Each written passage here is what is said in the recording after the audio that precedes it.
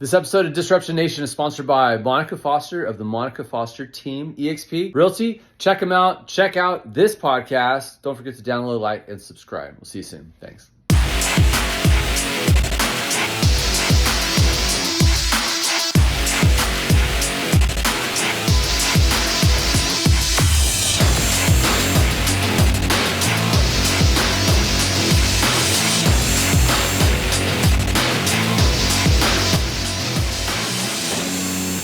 Boom, we're live. Disruption Nation, tailwind off from your host, Monica Foster. This one, by the way, some of the best advice I ever got. I loved it. And just to preface, 185 million for the year so far, 9 months in, still got 3 months to go. One of the top agents and largest producing teams in the greater Houston area. So major clout. And 3-4 years ago, when we interviewed, she was on the cover of Houston Role Producers. She's also been on panels, the Masterclass Houston panels. But I'm always intrigued, what makes people tick? What makes them, driven on a high level and the consistency? But I was like, okay, what is it for you? Why are you motivated? How do you keep performing like this? And what would you tell me? I told you that I don't have competition. The only competition I have is myself. So I don't view other people as my competitors, just myself. And just the way she said it 3 years ago, same way she said it now, like the confidence, right? That she has, it's like I don't, care about anybody else. That's hard to do. I mean, I think that speaks a lot because most people, they're so overly concerned, right, with what everybody else is doing. So do you preach that to your team? Is that something that you kind of?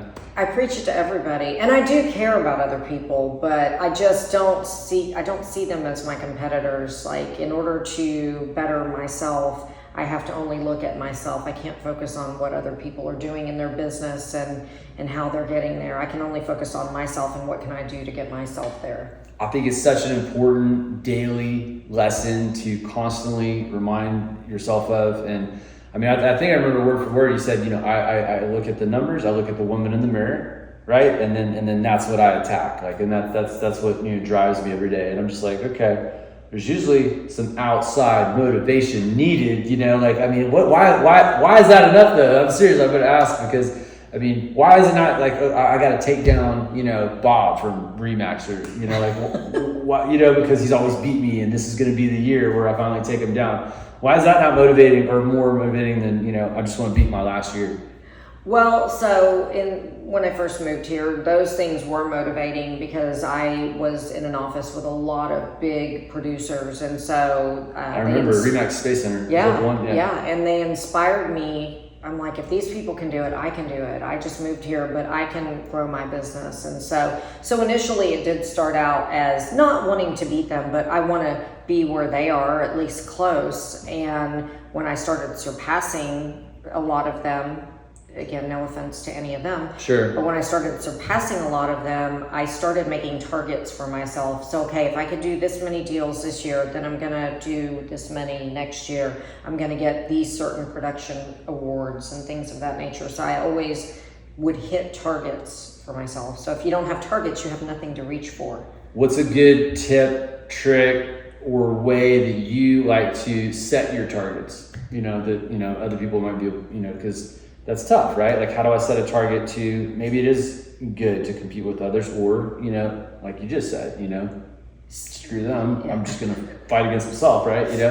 Yeah. So all of my goals and targets are always in my head. I know people like to write their goals down. I've never been one of those. When I set it to my memory, I commit it there. And so, but in order to reach those targets, I had to put a lot of daily habits in place, and so those daily habits, and I talked to you on the panel, the panel and also at the Disruption Nation, we talked about that my morning schedule is always the same. So my routine does not change. In order to be successful and get where I need to be, I need to have everything very regimented for me.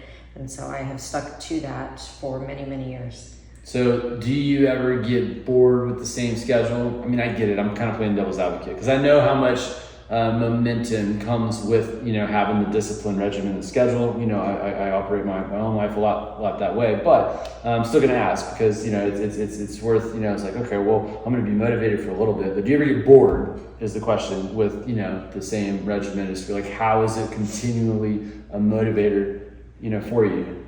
I don't get bored with it because it's not that it's a motivator, it's a habit. And so again, if you just do something every day, yeah, it's second nature to you. It's not, you're just like, this is what I get up and do, this is when I eat, this is, you know, I worked out, this, that, and the other. So again, it's just forming those habits that help me get to my goals.